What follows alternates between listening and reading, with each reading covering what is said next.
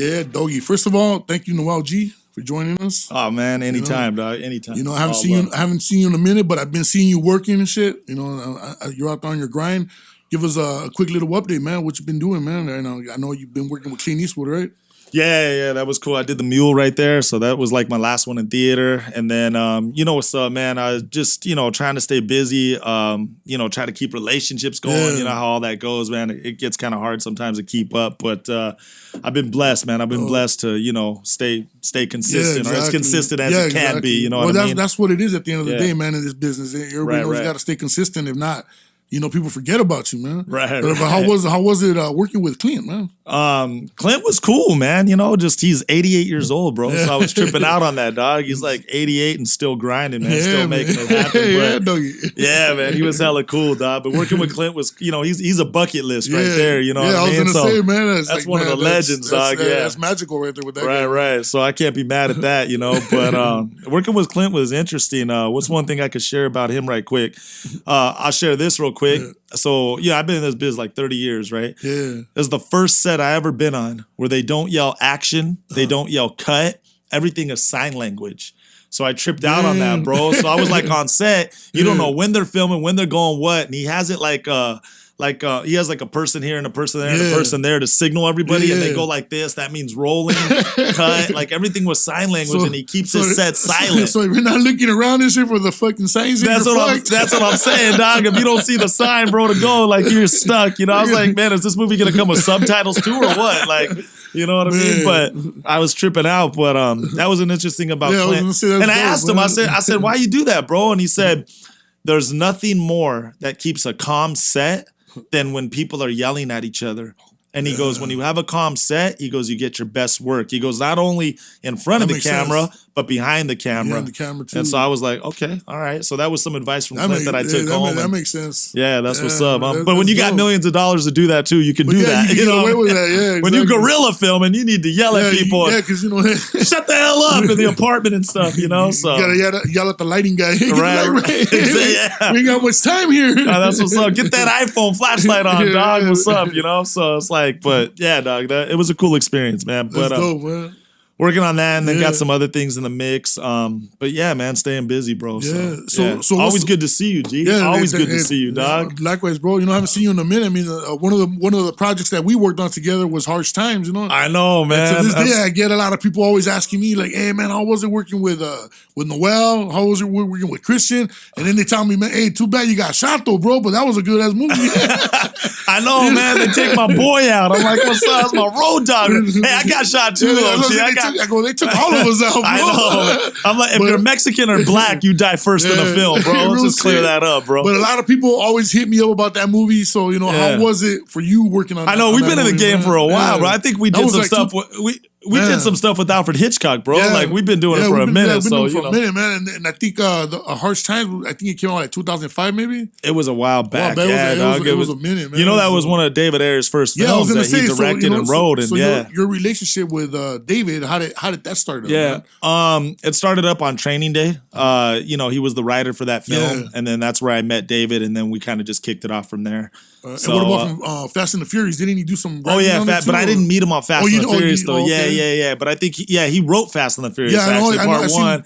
So it was in Training Day. He tripped out because he recognized like, hey, you were in my other, and then that's how we kicked it off. And yeah. So, but David's good cat, man. He was busy as hell. He doing talk, man. Yeah, he was always doing huge stuff, but that just was the roller coaster ride for him to be even more so where he's at now. Definitely a power player in the game. Yeah, no, because I heard that I don't know if this is what I heard, that he put up his house and all that. Like, that's how much, he was invested into that movie, man. Oh, wow. Like, as far as investing and all that.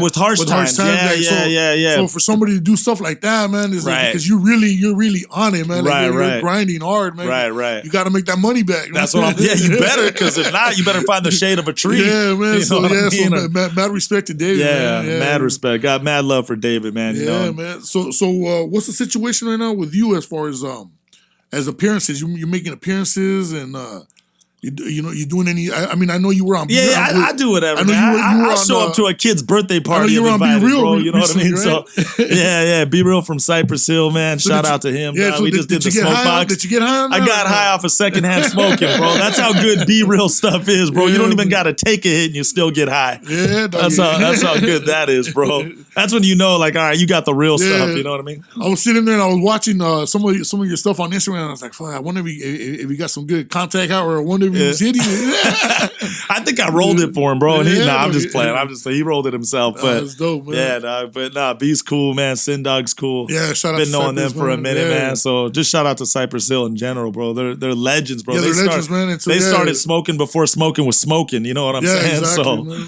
They're living legends, man. Real talk, man. And that was good. That's why it was dope to see you that you did that too. Yeah, man. yeah. No, thank like, you, man, bro. Because at the end of the day, like we were talking earlier, raza, and Mexicans, Latinos, whatever you want to call it, in the industry is like sometimes a lot of times, you know what I'm saying? Like they're just running over each other, not helping each other out. Right. Like what do you think about that? Like like a lot of cats are just they don't really care about your race or your they just trying to use your culture to get to better themselves, get to another spot, Yeah, well, the way I say it, man, it's kind of funny. It's like this, when you name off white movie stars, you can name off about 50 of them. Yeah. When you name off black movie stars, you can name off about 50 of them. But when you name off Latino movie stars, it's like 10 or less. And so the way that I say it is like, if everybody understood that there was enough money for everybody in this business, I believe there would be no hating. Yeah, real talk. And if everybody understood also that there's enough projects out there for everybody to be a part of their own project or a project, with Latinos or without Latinos, or if you're the golden token only Latino on an all black show or an all white show or whatever have you, my point is that there's enough work out there for everybody. So if everybody just kind of understood that and respected that, not always trying to be the tip of the spear, I think that we would get a lot further as a Latino culture, or raza, whatever you want to call it, like you said, as a race. And it's unfortunate, it's like the bucket of crab story, like we were talking about earlier.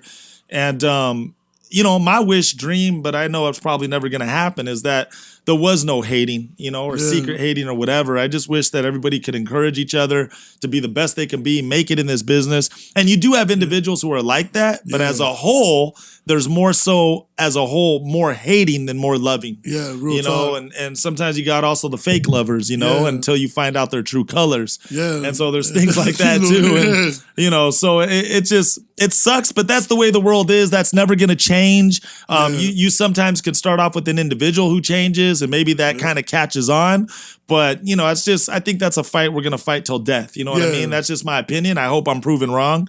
But long story short, the way I see it, sometimes, and I'll just close with this last thing, sometimes it's best anyways, regardless, to just move on your own, man. Because the person you could trust the most is yourself. So just move on your own and make it happen and do what you do. Focus on you and don't worry about what everybody else is doing. You know what I'm saying? Exactly. And you yourself will catch your own fire. You know? So. Well, that's what I always say too, is like, don't worry about what the next man is doing. Worry about what you're doing. But if you're in a position to help the next man and you can do it, then do it. That's what that. Well, I'll tell you like this too. Not to cut you off, and I'm sorry about that. I just want to say just this one little quick thing so I don't lose it, because you said it perfectly. You said it. I just want to piggyback on one thing you said. This is how I like to help people. I help people, but I don't help people until I do a heart check and a personality check first. That's true. And when I get a heart check and a personality check first, and they come out, like, okay, cool, then I'm gonna help someone out. But, if they don't pass that, then fuck them, Yeah.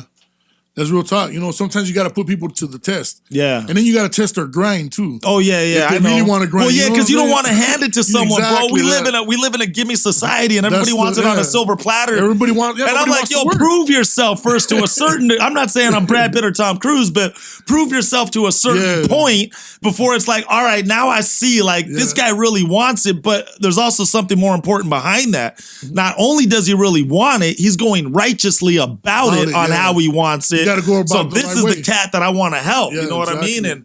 And that's another thing. Yeah, there's a right way and a wrong way to go about things. Exactly. You know but you got to test people's grind, and you got to test where their heart is at. I love that, bro, and that's real spit. That's real spit, dog. And a lot of these young cats, and the ones who are getting offended by that, that's probably you we're talking to, because they don't get it. Yeah, they don't get it, or they get it, but they don't want to get it. Exactly. Or they don't want to understand it. Exactly. They don't care because what they want is they're just trying to, give me, get me to that point. And they want to be famous so bad that they're willing to do whatever it takes to get there, Exactly. And it's fucked up to see that shit, you know what I'm saying? I know. But at the end of the day, it's like I always say, people are gonna do what they're gonna do. Right. So I don't worry about what the next man is doing. But But like you said, if I'm in a position in the house, I will test how hungry you are and where your heart's at with it too. Right. Because sometimes too, you got to remember is you can help the wrong person. You know what I mean? And that could and I've been in that situation where and that could end up being a horror story later. You know what I mean? So I get it, dog. I get it. We just got to write it into a script. Yeah. But we gonna make a movie, dog. Helping the wrong people or something, bro. Like, or don't help the wrong people. I don't know. Wrong people. Yeah. We'll figure it out. We'll get a better title than that. And you know what? One of the things too that I've been wanting to ask you, because we haven't been able to like connect lately. Is what do you see? What do you say when you see those memes out there now about you? Oh man, I laugh, man. Some of them are lame, some are cool. Like, I don't care, bro. Like, I forget who made this comment, but it was someone back from the Einstein days or something like that. But it's a very powerful comment, and I'm gonna like, show you something right here or whatever. You probably already know, maybe. I'm gonna say it. All right, so this is what it is, though. Anyways. I heard this comment, and once again, it's from someone, well known in the past. But this is what he said. He said, "If you never want to be spoken about, be nothing, say nothing, and hide or hide and be nothing," or something like that. I forget exactly how it goes, but basically, it's like if you never want to be ever talked about, be nothing, do nothing, say nothing. So the point is, if you're nothing at all and no one knows who you are, you can never be talked about because you hiding in a cave somewhere or whatever, right? So the point is, once you get on any level of notoriety, whether it be small, medium, or big, you're gonna be talked about. So I just learned to ignore the memes, ignore the haters, and like what you just said earlier, like just focus on myself, not worry about what everybody else is doing or saying, and just keep on going. Just keep grinding. And the other thing too is sometimes like, two things that I've noticed, man, is one is I let the haters fuel me just to go harder. But if you notice, bro, on Instagram anyways, the lovers outdo the haters. Yeah, real shit. So who cares anyways, man? More supporters than than haters. That's what I'm saying. So I could care less. And it's like sometimes. And then sometimes I trip out because if you're a hater so much, like why the hell you watching me then? Exactly. Like get off my tail. You know what? It's like writing MTV. Like, dear MTV, I hate music videos. Well, then watch the damn Nature Channel, bitch. Like, you know what I mean? Like I just people like, I'm gonna follow you, and that's it. Well, unfollow you, man. But I know, like people get mad for you being you. And I know. Trust me, I ain't losing sleep over you guys. I ain't losing. And the thing is that for every 2 people that you lose, you gain like 10, 20 more. Right. So as long as you're being you and you're being straight and at the end of the day, man, if they're talking about you, it's because you're doing something right. Yeah, and that's the other thing. They say if they're not talking about you, you're not doing it. Exactly, dog. So whether it's positive or negative shit, you're being talked about. And you got to remember too, when you're in the public eye on any level, you're going to be talked about anyway. So the memes, bro, I laugh about them, dog. They're whatever to me. Some I laugh at my damn self. Some I've even posted on my Instagram myself and said, "Hey, bro, like I was like, if the haters are gonna post, I'm like, let me help you get this out, bro. I posted on my own shit. I would be like, fuck, this is comedy. I'm gonna fucking post this shit. So I don't give a fuck. I seen your memes too, bro, and I was laughing. I'm like, damn, bro, like it happens like that, but it is what it is, you know. My manager made a joke one time, and he's like, "There's 2 things you got to worry about. When they don't talk about you and they stop asking you to be in shit, then you got to worry. You got to worry about it. You know what I mean? But if they're still talking about you, you're good, man. And if they're asking you to be in stuff still, then whatever, you're straight. You know what I mean? And that's that's the good thing, man. That you're still busy, man. You're doing all kinds of shit, man. So that's mad props. So, thank you, bro. Man. And you too, bro. Mad props to you, and it's a blessing to be here, bro. And I'm glad I got to catch up with you, man. And like, I I mean, clear some air, bro, and like, you know, shit, so man. It's been a long time. A lot of love, dog. A lot of love, Yeah. man. I know. It's just, you know, I think everything happens at the right time. Yeah, no, I always think about everything's timing, you know? Right. You know, it's like everything is, 100. like I always leave everything in God's hands, you know, and whatever's going to happen in the timing, and, you know, it's, you know, everything just happens when it's meant to happen. It just happens. Exactly, You know and that's how I feel about so it too. I never force anything, you know. Yeah. Like, I just like whatever, you know. Like I learned one thing over the last couple of years is if I can't control something, I'm not gonna stress about it, you know. Amen. You know, because at the end of the day, you're gonna be stressing, and then a couple of weeks later, you're gonna be thinking back and you're like, man, I was stressing for no reason. Right. You know, or a couple months, whatever, you know. So it's like I'm just trying to live life, enjoy life, and just keep working, man. That's it, man. Yeah. You know? I hear you, bro, and I love that, man. And that's, you know, I'm not even going to repeat nothing because you said it 100% perfectly, and it is, and you're right. So, and I was gonna ask you too, like, you know, I know you've been doing a lot of mentoring with the youth and stuff like that, man. So like how did you get with that, man? Like, how that whole the thing started? That's always been my heart, bro. You know, to be honest with you, what happened was it was actually funny. It actually started with Suspect Entertainment. Okay. What happened was I'll take it all the way back to the very beginning, right? So Suspect Entertainment at the time was started by 4 people, me and 3 others. And what ended up happening was we would take, you know, gangsters or hoodlums out of the hood or out of jail, and we would put them in movies. And this lady came to us one time and said, hey, like, this is awesome. Like, you guys are turning your life around, blah, blah, blah. Why don't you guys come talk to the kids at the school and, you know, just let them know, like, how you turned your life around.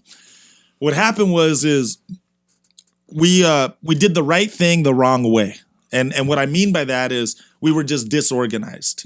So when we went into a school, there was like 7 of us who would go, and we're all like, you know, choloed out, gangstered out. And we would go like, you know, like we didn't really have a system, if you will. Like we didn't know really like how the presentation was going to be. How we were, but you know, sometimes until you're in it, you can't figure it out yet. Yeah, exactly. So we had to be in it to, you know, get better and better and better. Going, So anyways, fast forward from that, because I was one of the most known on some of the projects that I've done and have been, you know, blessed to do, I started getting called by myself. Yeah. And they started saying, hey, can you talk to some of the kids and, you know, just tell them how you got into the business and what it did to change your life around, and, you know, just talk a little bit about how you've succeeded in life. And so, long story short, bro, I started doing that at the schools. And for me, bro, just to be honest with you, dog, there's no bigger blessing. Don't get it twisted. Like, I love Hollywood to death. I love the movies. It's all fun. Like, I think we have the funnest job in the world. We never work in the same place. We always work with different people. We travel for free. Who's complaining, right? Real talk. But honest to God, man, what's better than that for me is to use Hollywood as a tool to change someone's life. Yeah. And let them know that, you know, hey, man, I came from the streets. I was facing 15 years in prison, like straight up. Like you don't have to live this life in this situation. So, dude, when kids would come up to me, bro, and just be like, man, like hearing your story motivated me to do better, or hearing your story motivated. Like, I had kids come up to me, bro, real talk, face to face, man to man, tell me like, I was thinking of committing suicide, but I heard you talk, and now I wanna live to do better. So to me, that was like, and I ain't gonna lie to you, bro. Like, there was times where I cried with some of these kids, shed a tear with some of these kids, because I seen how rough that they had it and went through it. So for my life to change someone else's life, to motivate them to do better, was one of the most awesome experiences for me ever. Changed your life too at the same change time, my, and not only that, you know, not only when you go in there and change their lives, they do change your life, because you know, them talking to you, it's like a blessing for a blessing. Not that you do anything for a blessing. You just do things out of your own heart. The blessings automatically come to you. Talk,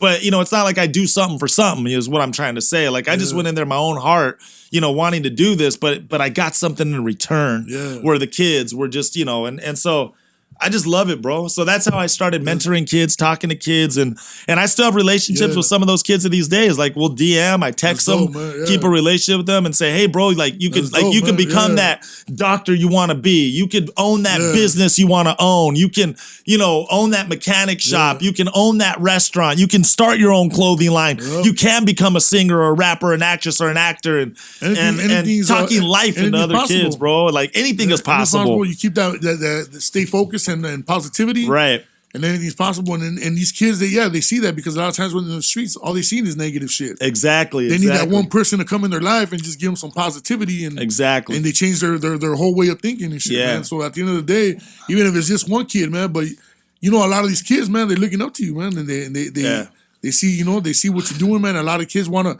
go in your direction. Some kids don't, but they see the positivity that you're giving them, man. Yeah. And they, you know, at the end of the day, I think that's gratifying because I've had a couple of times where I've, you know, opportunities to speak to kids. Awesome. And I went to a couple of schools at Career Day and kind of broke down my story too a little bit, you know, and so a couple of times I went with Suspect too. We did the juvenile hall a couple of times, you know. So, but I'm not really much of a public speaker. But at the end of the day, you know, like everybody just tell your story, man, and then and they're gonna see on their own the positive change that, you know, how everything started negative and everything goes positive, and they recognize that shit, you know. It's a process, you know, because at the starting, to be 100% honest with you, I wasn't a public speaker either. I was very nervous. I didn't know what I was going to talk about, what I was going to say. I didn't have a format.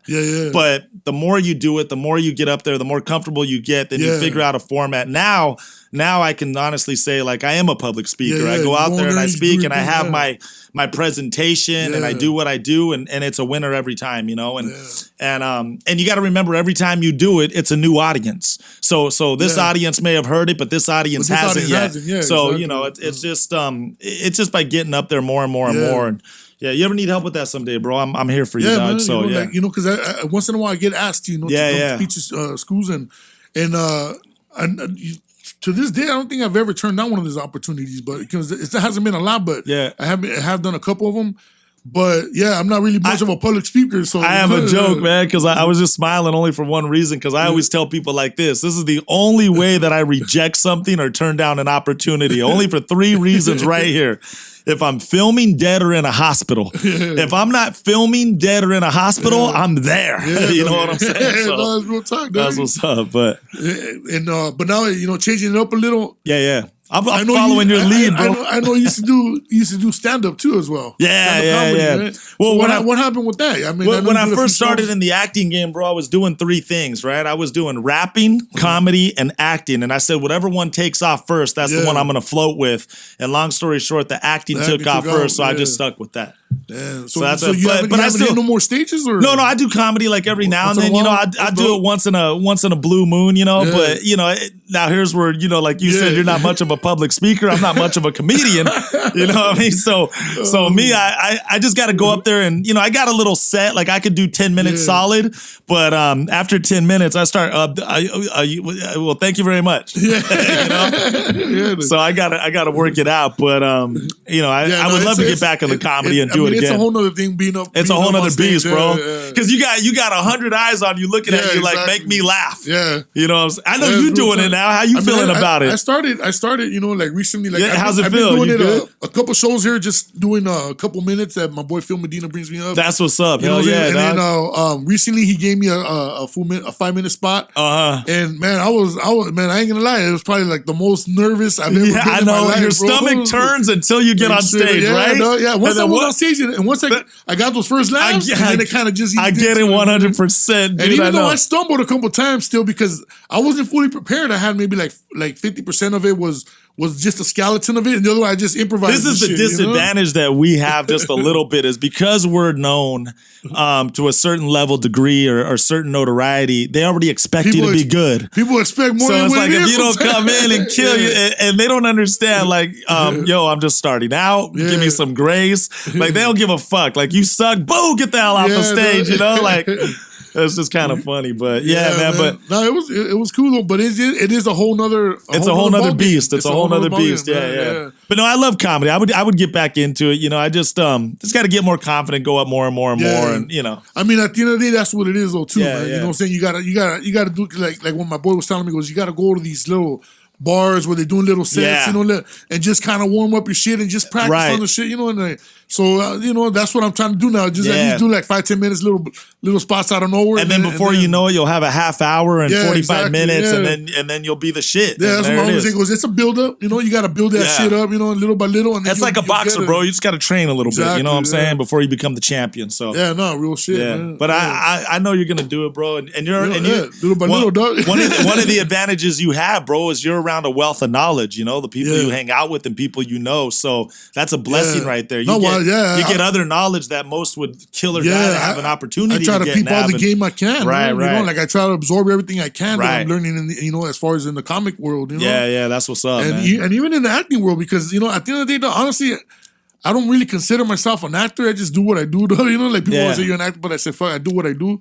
But at the end of the day, it's just like it's just like there's some motherfuckers out there that are really like trained actors, you know, right? And I'm trying to learn off of them, you know, like right. People that are like, you know, like one of my people I was working with on the show Lopez, Haley Huntley, the plays George's manager. You know, it's like I was learning a lot from her because she does theater. Yeah. So sometimes I would get stuck there, and then it was time for my line, and I would be stuck on her performance. And then George looked at me, "What's wrong, puto? You fucking forgot your lines or what?" You know, and I snap out of it because I was like trying to absorb, like right. Like, you know, like I'm tripping out on her shit, dog. So that's why, you know, I'm trying to soak up a lot of the shit too, dog, as I'm going along, man. There's no better teacher than experience, you know what I mean? And so that puts you in the middle of the fight, the middle of the game. Yeah. And that's the best way to learn, man. So, but dude, you're doing good, bro. You're doing good. You got the comedy going, the show, like you got good stuff going on. And so little by little, man. You know, I'm gonna tell you, bro, you are an actor, bro. You are doing it, man. It, so yeah, dog. Man. And I say that with the highest respect, dog. I appreciate it, man. Yeah. So and then, you know, you mentor a lot of these kids, but what advice? And I had the blessing of acting with you in a movie, bro. You know what I'm saying? Like, even though we died, but you know, I was hoping for part 2. We come back as a ghost or something. Yeah, right. Like that. That shit was sick, dog. Or a prequel shows our lives before. Dude, everybody I run into, everybody's like, that's a classic right there, man. Yeah, like, dog. You know, I bought it for $5 at Walmart and shit. And I didn't even get a poster, homie. So. Hey, I got a poster and I lost it in the last pad I was living in. Yeah, when we moved out, I lost a lot of shit, but I had one of the posters. Oh man, dog. I'm playing. I do have a poster, but it's funny. It's in my garage. I haven't put it up yet because I got a new place now, so I haven't hung everything up you yet. made me a copy of that shit, though. Yeah, I know, dog. I know. It got cobwebs on it now and spiders, but. So what advice would you give to a lot of these youngsters that are trying to get into the acting world? Well, I tell people like this, bro. It took me 8 years to get my first movie. 8 years. So this was no walk in the park. You know what I'm saying? And I always think sometimes, man, what would have happened if I would have quit on that 7th year? Where would I be today? You know what I'm saying? So 8 years, bro. So I always tell people like this. There's only one way you can fail in life, and that's if you quit in life. Yeah. So I say never quit, man. Whether it takes a year, 10 years, 15 years. If you keep on going and going and going, man, until you persevere and you make it, it's gonna happen for you. You know what I'm saying? And then the other thing I say too is that the number one key to making it in any business, period, whether it be acting or anything else, is personal relationships. Because, you know, when you have personal relationships, man, it's people who like you, who want to do favors for you, who hook you up and say, "Can you talk to my boy? Can you talk?" And that's how stuff just happens. So I always say, man, I don't care who's who. Treat everybody with respect, dog, and be nice. And that's just how stuff works. And one of my biggest lessons in that was, I'll share just a quick story. I did a television show called Robbery Homicide Division, and it was a big show. I'm talking like, you know, Michael Mann. It was like a huge show. Long story short, I was at the wardrobe fitting. And this was years ago. This was like 17, 16 years ago, right? And it was with Tom Sizemore back in the early days, right? But this is before all the Tom Sizemore stuff. But anyways, I was doing a big show, and it's called Robbery Homicide Division. And I was just cool with the wardrobe lady. And I was just I didn't hit on her. I didn't make no advances. No, I was just cool with her. I was just my plain old self, making her laugh, joking, just being cool. 3 weeks in, she goes, "I'm going to tell my dad to give you a bigger part." And I was like, "What?" And she goes, I like you. You're just so cool and friendly. I'm going to tell my dad to give you a bigger part. I'm like, who's your dad? She's like, the executive producer of the show. I said, what? I was like, damn, that's right. And she just did it because I was cool and friendly. Yeah. So my point is, man, you never know who you're talking to. Exactly. I don't care if you're, the dishwasher or the owner of the restaurant, whatever, man. Just keep it cool with everybody. Keep it cool with everybody, respect everybody, and you just never know, man, when that person, because you never know, like when you're on a movie set, the PA could be the executive producer's son, and the dad just hooked him up because he's the executive producer. We were just talking about the other day with I just tell people, bro, just never quit is number one. Personal relationships, is number two. And man, just go for it, man. Just be a go-getter, make it happen. At the end of the day, you keep knocking on doors. Eventually, one of them is going to open. Yeah, exactly. and all the no's are going to get you closer to a yes. And I know that sounds corny because that's like whatever, but it's the real truth. Yeah, you know what I'm saying? Like you get no there. Just because that dude said no doesn't mean the next guy's going to say no. Exactly. So you just never know. Now you know where not to hunt no more. Yeah, exactly. Now go find a new hunting ground. You know, and it's timing. You know the timing too. But the timing's everything. But at the end of the day, it's like you stay on your grind. Yeah, you stay hungry. Stay hungry, and that's it. And one day you're gonna get fed. Yeah, real talk, man. And what's up with skits too? I know you're doing skits and shit. Like that, I do it with my boy Steve right there in the house. He's all talkative, homie, today. Like, he ain't said a damn word, dog. But no, that's my boy Steve, man, and he's a prime example of one of the cats that I'm talking about. Yeah. I've known Steve. I met him on a movie set as an extra, and he played my homeboy as an extra in this one movie we did. And he was just real cool, and I could tell he was a humble cat, good, righteous dude. Yeah. And so that's why he's been riding me for so long, and that's why I was like, dude, I'm gonna help you out. But he never asked for it. Yeah. And so, there's very few like that you find sometimes. But anyways, that's the one that I do the skits with. And we do them with anybody and more people. More people have been parts of our skit. I want to do one with you, bro, and homeboy right here. Yeah, let's get one. Let's do a skit, dog. We down, but dog, let's just wild out and do some goofy shit. Because now everything's on Instagram. I know, man. When me and you were in the game, bro, Instagram, Facebook, that shit didn't exist, dog. Like MySpace was barely popping. That's what I'm saying. I still got my MySpace account, bro. Music player. We were on Party Line, bro. Remember that? We all called the same phone number. And Big Citric, do I hear you? Yeah. So dog, I know, but I'm down, man. Times have changed, man. So I know. It's a whole new beast out nobody's there. really watching television no more either, man. Right, that's another thing. It's like, how do you feel about that? Like now everything's just basically Netflix, Hulu, all the stuff. And that's what I'm saying. Like now we have to understand that there's so many opportunities out there. That's why hating shouldn't exist, because there's so many platforms. There's so many. Yeah, there's so much that you can get here, you can get there, you can whatever. It's like, you know what I'm saying? Like, but G, like I don't get it. But bro, I don't even know what to. But let's do a skit sometime, bro. That'll be dope. Yeah, I do skits, and we put them together, and they're cool, man. We get our little laugh on, funny, whatever, and that's what's up. But I like, and then I like doing skits though, just because it's fun. Yeah. When like a day you got nothing to do. And you just got some time to kill. It's just funny to put a little skit together and show it, and then see what people say. You got to keep your fans entertained too on your gram. Exactly. Yeah, because they want to see. People want to see more stuff than just pictures. Yeah. They want to see what's going on in your life, or just funny shit. Right. No, that's real spit. That's real spit. Doggy. Yeah. So what is the skits? But bro, let's do one sometime. Yeah, that'd be dope. We're doing, and also, you know what? I want to talk about Mayans. Oh, okay. You know what I'm saying? Let's touch on that. How was that, man? It was cool, man. You know what I love about that, man, is that right there is a prime example of like Latinos coming up and having their own deal. So that was a cool show to be a part of. You know what I'm saying? So just to be a part of that show was awesome. You know what I mean? Dope, and I pray and hope that it goes 10, 15 seasons or whatever. Or I just. So what do you think as far as your character? That's it? It's kind of a funny deal, man. So I'll give you I try to make my stories as quick as I can, but I always say make a long story short and it's longer. Hey, it's all good, dog. No, it's funny. Like I went in for Sons of Anarchy 10 times, bro. And finally on the 10th audition, I booked a 4-deal episode, but I wasn't able to film it because I was filming a movie in Miami with Emilio of all people, who was on Sons of Anarchy. Yeah, exactly. And I was in Miami filming a movie with Emilio, and I go, Emilio, I booked your show Sons of Anarchy, and I'm not able to film it because I'm filming this movie with you out here. And the dates conflicted, right? Damn. So Emilio tells me in Miami, he goes, it's actually a good thing.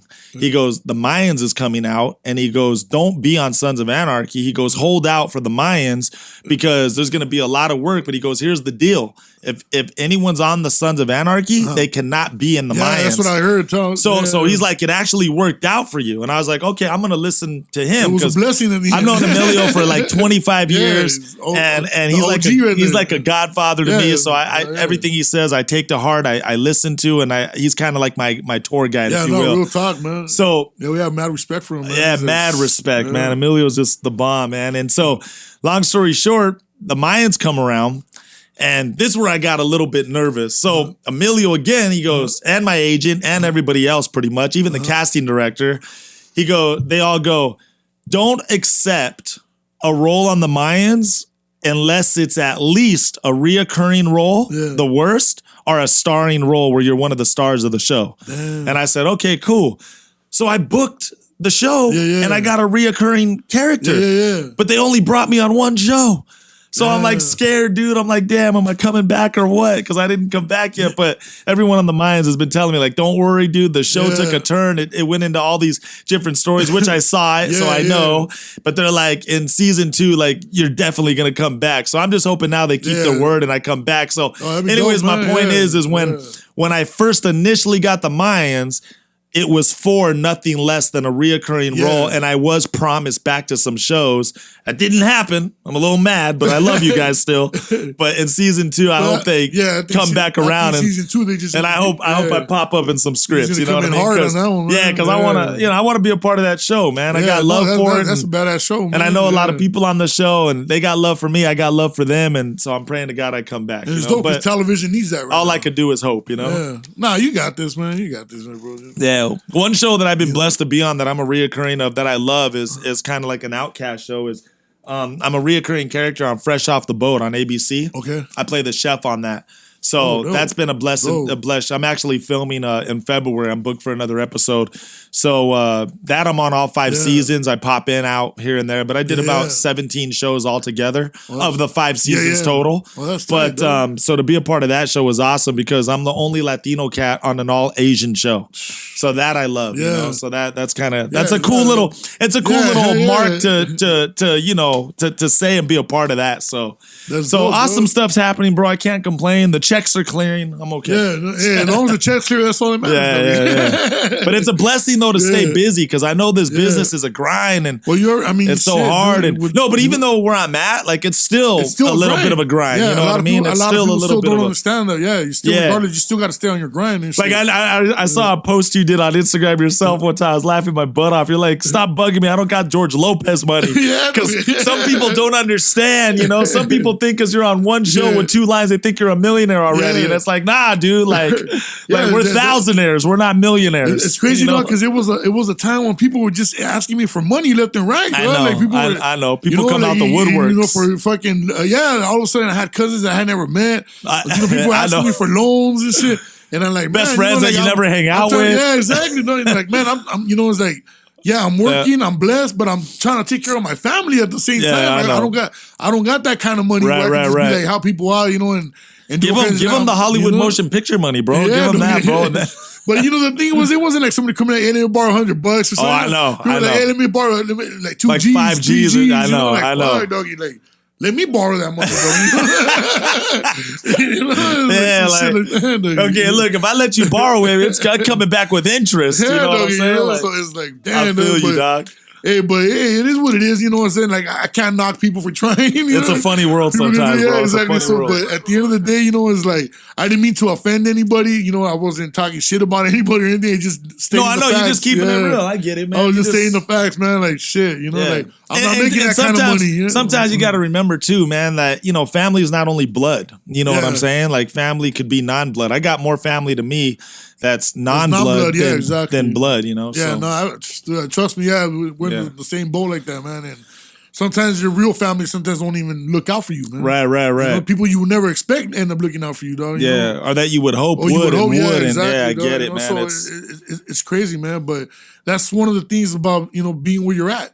You know what I'm saying? And you got to deal with all that drama and shit. Right. No, I know. You know, but at the end of the day, it's like shit. Like, you know, just got to keep pushing forward, man. Right. 100. Keep doing you, man. Yeah, I agree with you, man. 100%, dog. Yeah, doggy. I get it. Yeah, man. So, hey, is there anybody out there that you really would want to work with? Actors, actresses? I've had a few bucket lists, man, and I've been lucky and fortunate once again. I've worked with I got a movie coming out with Mel Gibson and Vince Vaughn. Oh, dope. So that's gonna be hella cool. It's coming out this year. And I got, you know, Clint Eastwood on the bucket list. And just to work with them too, man. And then Denzel, you know, but that's from the past and Training Day. But you know, to work with, I guess I would. It was cool, man. It was hella cool. But I guess some of the bucket list items would be Tom Hanks. You know, just to get one in with him before he, you know, I had the pleasure of working with Bill Paxton because they turned Training Day into a television show. Yeah, I saw that. And it went for one, and then, you know, I was on that, and then dope, Bill Paxton passed away. Rest in peace, man. Good dude. I learned a lot from him. And dude, that's a legend right there, you know. So that's a legend. Just to be blessed, man, to work with some of the cats that I have worked with, you know. Even though I shared 10 minutes with them on the screen, if less, I just to be right there next to him, I'm like, dude, it was funny because when I worked with Mel Gibson, I was speechless, homie. I spent a whole day with that cat, literally from morning to night, filming the whole day. And I'll be real with you, I couldn't even talk. I was still in amazement that I'm sitting next to Mel Gibson. I felt kind of gay. I was staring at him like, you're trying to register and shit. Yeah, I was trying to register. I was like, and then it was funny though, bro, because right after that, like a month later, I did another movie with Milo Gibson, his son. Yeah. And I was tripping out on that. I'm like, damn, dude, I'm around the Gibsons. Yeah, it was crazy. Yeah, but dude. it's all it's a funny world and stuff happens. World of which it happens, man. And everything when it happens, it's because it's meant to happen. Right. So it's crazy, but yeah, man, to be in some of those films with some of the legends, man. I guess Tom Hanks would be one, just to have him on the resume. That fool's OG. Yeah, man, just to have him on the resume. I remember that guy from Bosom Buddy days. Oh, dog, like Splash, all that, bro. Like, just, man. I mean, you know, like, oh yeah, Money Pit, all that. But Joe Pesci. Joe Pesci, yeah. That would be I got to meet Joe Pesci a couple times. Oh, that's what's up. I would love to work with him too, man. Yeah, hell yeah. The way he is on camera, that's just him. That's just him, man. He's just fucking. I heard Joe Pesci's gangster in real life. Yeah, he's crazy, man. Yeah. Hey, who are some of your cats? Good fellas, man. Oh, that's that says it all right there. That's legendary, bro. It's legendary. That's a sewed up deal. Yeah, hell yeah. Who are some of the guys you would want to work with? Oh, man, there's so many, man. It's like, and you know what's funny that a lot of people trip out on that time because one of my inspirations was when I was growing up was John Travolta. Oh, okay, that's what's up, man. So yeah. you know, I mean, I know it probably won't happen, but you know, if we ever got to work with or at least meet him, that would be dope. You know, just because he was, you know, one of the dudes I looked up as. Right. That's what's up. From Grease to Saturday Night Fever, you know, in the early days. But man, there's so many cats, bro. That it's just, man.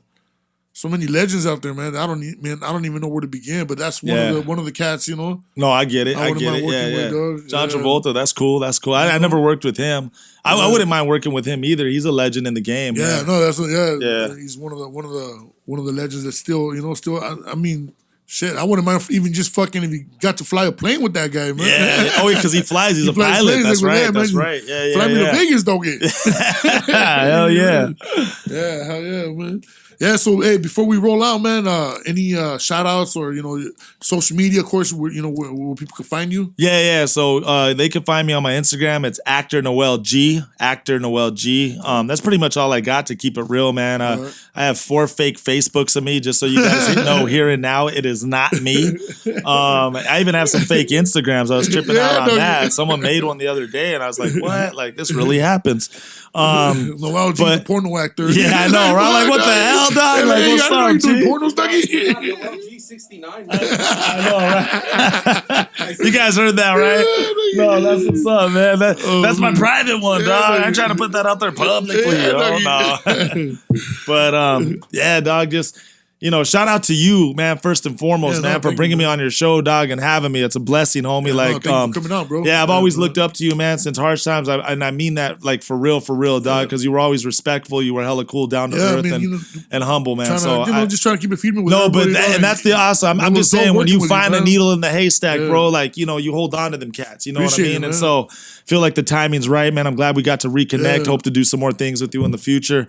Get together and do those skits, though. Yeah, we got stuff on the menu. But yeah, shout out to you, bro, for just having me here, dog. Thank you for coming through, man. And the crew, dog. Like, straight up, Albert and the crew. That's what's up. Can't forget Steve. Yeah, well, Mr. Silent, bro. That's his nickname, dog. But yeah, G. So just shout out to you guys, man, for holding it down over here and just keeping it 100. And then, any last words? Just, never quit on your dream, bro. Make it happen, dog. Like I said, it's not going to happen overnight. It's a grind. It's a hustle. It's a marathon. It's not a sprint. So just keep on grinding. And like I said, I'll just close with this last thing is, the only way you can fail in life is if you quit in life. So as long as you never quit, you won't fail. Yeah. Whether it takes a year, 8 years like myself or 15 years, it's going to pop off. But, and try to be humble to everybody and respectful to everybody. And, personal relationships will get you on the door and just keep it righteous with everybody, bro. Keep it 100. Yeah.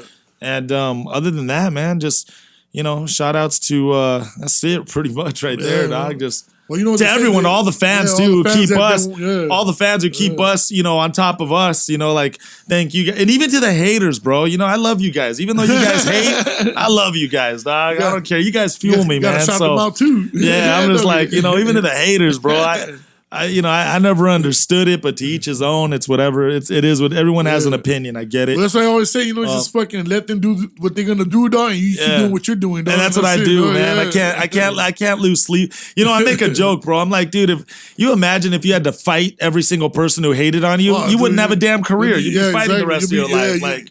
Might as well get how old are you, bro? If you don't mind, it's a boxing, dog. Yeah, I just turned 50, dog. Oh damn, dog! I'm 44, G.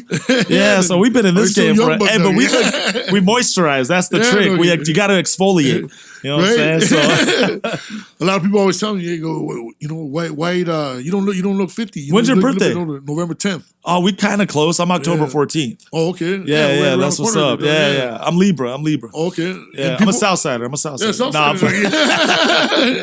But dog. So, but that's pretty much it, man. Love to all the fans. Love to you, man. The crew once again. I always say put God first. The rest will work itself out later. Doesn't mean you have to be perfect. Just try to put him first in everything that you do, and he'll let him guide your steps a little bit. Yeah, real talk. But I always say it like this. I'm a better man with some of God in my life than with no God in my life. So that's kind of how I say it the best. But man, love all you guys and.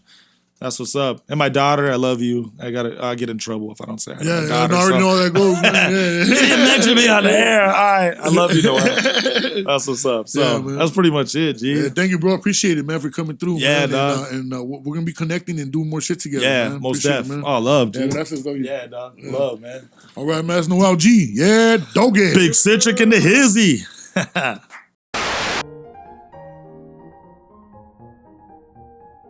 Hey, what's up? Welcome to the first episode of Dr. Doggy, and I am Dr. Doggy. I'm going to be bringing you advice on sex, relationships, good f***ing, sucking, all that good shit. So make sure you stick around. Hey, we're going to come with the first question right about now. Okay, so our first question from our viewer goes by the name of Lex_Rhino Raider. And his question is, sex or not on the first date? And that's always been a question that most motherfuckers don't know what to expect when you go out on a date. You know what I'm saying? That if you're going to you're going to get your sucked. Thing is, you just gotta go out there, try to have a good time with the bitch or motherfucker, whatever, whoever you're f***ing with. Just go out there and have a good time, and maybe go get something to eat, maybe some finger foods, you guys can suck on each other's fingers, shit, like you're sucking his or some shit, him like he's sucking so I don't know, whatever. If you're a dude, most of the time, you're gonna want to unless he's fucking hideous, then fuck that shit. You're gonna want to run fucking south to the border, But if she's banging, you already know as a dude, you're gonna want to fuck. Fucking blowjob of the year. Yeah, it's kind of hard. I don't know. Honestly, I don't even know where to fucking begin with this one. Dudes, you're always gonna be down to fuck. So ladies, you're gonna have no problem with that shit. You know what I'm saying? You're gonna have chorizo all fucking day. But for dudes, it's a little bit harder. It's like it's all in the girl's hand. Because she she runs the power. So you know what I'm saying? So shout out to all you females out there. You know what I'm saying? Fucking power action. And our next question comes to us from Be Creative. And this question is, when I'm with my freaky girl, she always likes having anal sex. Hot, I know. My question is, why does she? Man, bro, let me tell you something, man. If I'm with a freaky girl and I'm fucking her, and she all of a sudden tells me she wants it in bro, I'm gonna fuck that fart box to death, dog. Straight up, dog. I'm not even gonna fucking wonder why the fuck she's asking me or why does she like it. I don't give a fuck. You just gotta fuck that shit, dog. She says that shit, dog, just slip it in and slip it out, dog. And make it wide open, dog, like her mouth, dog. You know, fuck it. You know, like, don't ask questions why, dog. Don't worry about why she likes it, dog. A lot of these freaky girls just like get fucked in the culo, dog, straight up. You know, they don't want to admit it, but they like it, dog. It's a fetish. Yeah, man, it's fucking crazy, bro. But you know what? Let's not have her like it. Let's have her love that shit. You know what I'm saying? Like, you know, I gotta put my phone down real quick, man. When you fucking her doggy style, bro, she tells you she wants it in the fucking caca box, just get ready to just pull that.